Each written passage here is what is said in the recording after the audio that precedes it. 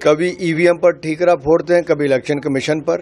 ये इनकी पुरानी आदत है। 2 चुनाव हारे तब भी किया, विधानसभा के चुनाव हारे तब भी किया, जब जीतते हैं तब कुछ नहीं करते हैं। अभी तो चुनावों की घोषणा भी नहीं हुई, अभी तो आचार संहिता भी नहीं लगी, तो इतनी जल्दबाजी क्या है? चुने हुए प्रतिनिधि हैं और हमारी राज्य की स्टेट इलेक्शन कमेटी की बैठक बीजेपी की नहीं हुई थी, क्योंकि पहले विधानसभा का सत्र चल रहा था, अब वो हो गई है। ऐसे कुछ और राज्यों की भी नहीं हो पाई थी।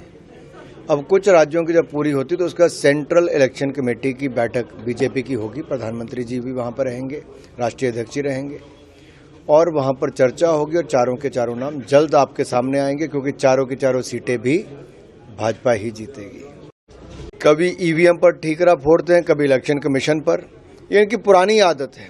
2 चुनाव हारे तब भी किया, विधानसभा के चुनाव हारे तब भी किया, जब जीतते हैं तब कुछ नहीं करते हैं। अभी तो चुनावों की घोषणा भी नहीं हुई, अभी तो आचार संहिता भी नहीं लगी, तो इतनी जल्दबाजी क्या है? चुने हुए प्रतिनिधि हैं और हमारी राज्य की स्टेट इलेक्शन कमेटी की बैठक बीजेपी की नहीं हुई थी, क्योंकि पहले विधानसभा का सत्र चल रहा था, अब वो हो गई है। ऐसे कुछ और राज्यों की भी नहीं हो पाई थी।